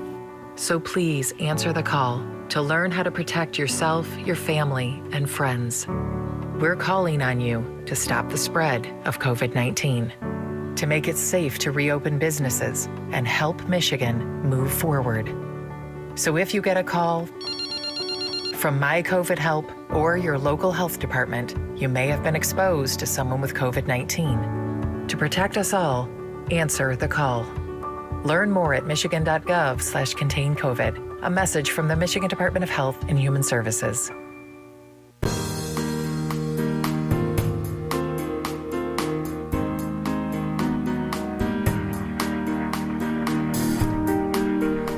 It is back to school time.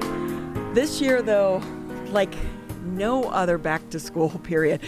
Tyler, do you remember going back to school? It was so exciting to go buy notebooks and pencils and, getting your backpack. And of course, I always liked all my stuff to match. And I mean, it was exciting. It was exciting. Oh, it's always an exciting time of year. The first day of school, getting back, seeing everybody, a lot of people you didn't see over the summer. And, you're going there, you're giving people hugs, high fives, talking to people, catching up. And that's definitely going to be a different experience for a lot of kids going into this school year.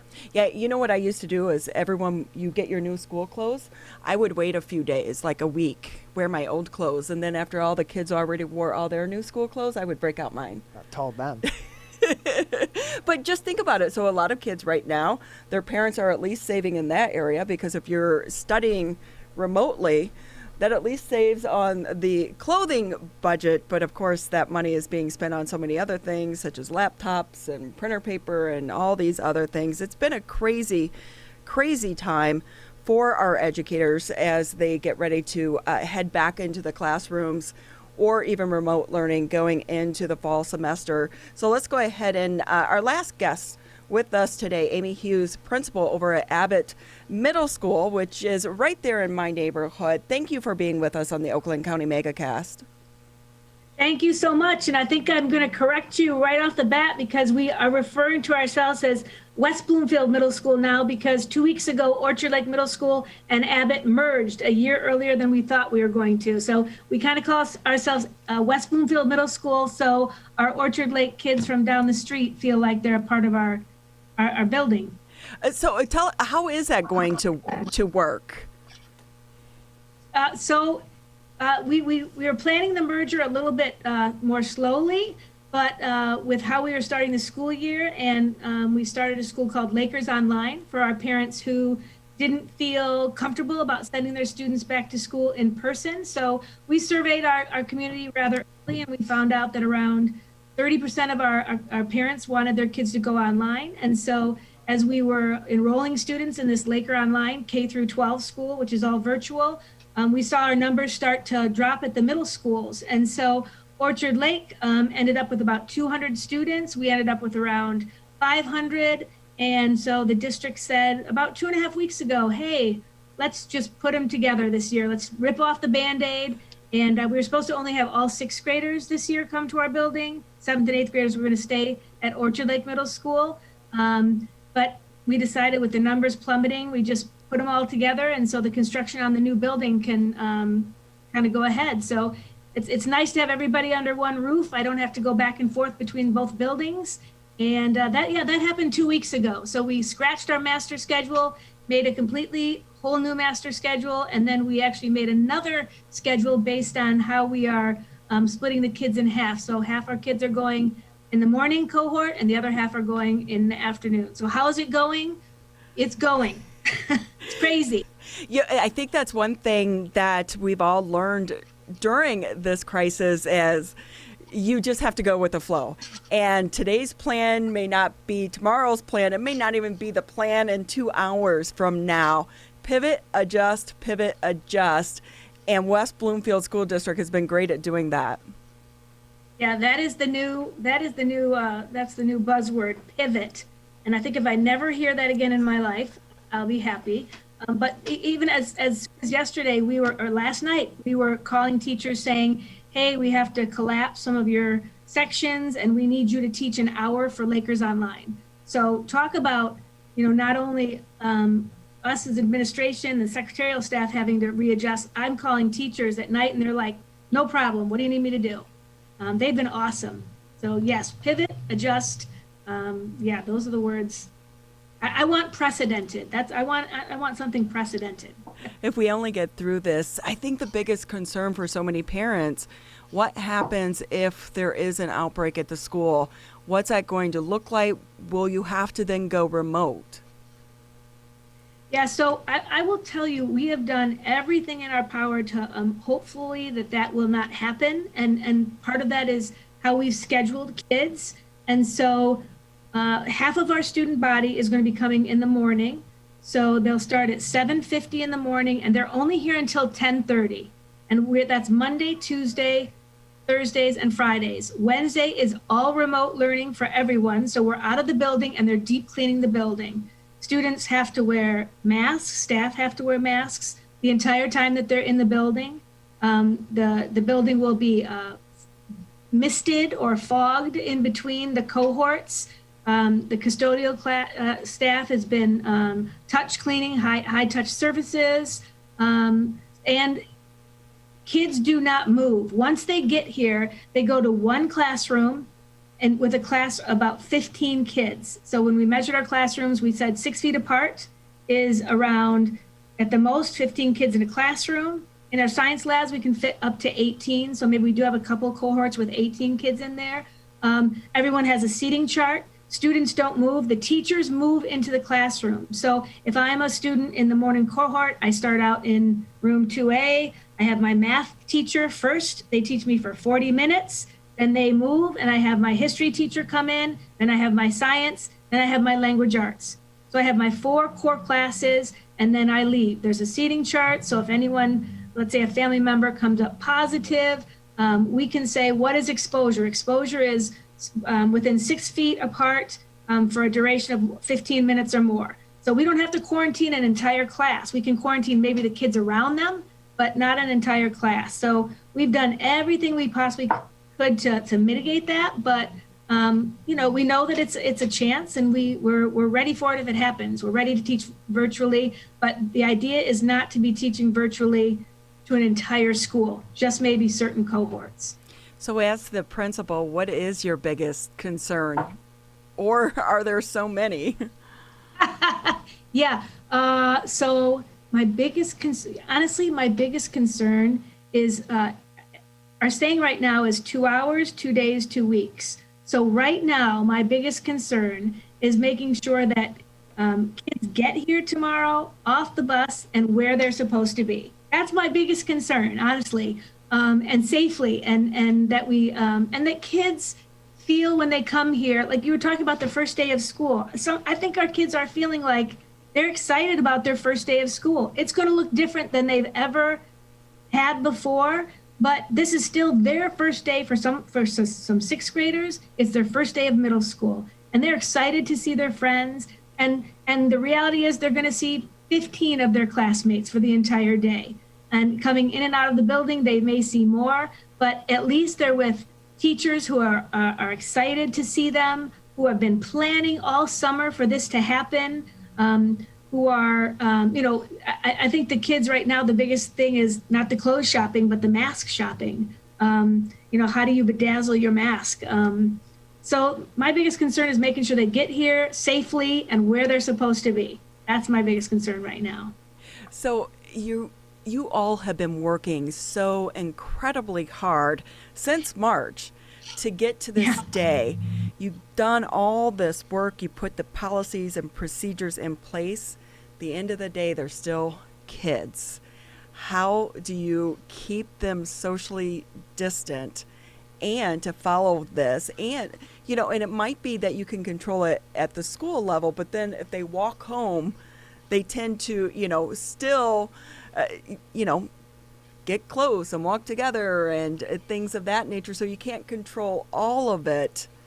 Is that, that has to keep you up at night.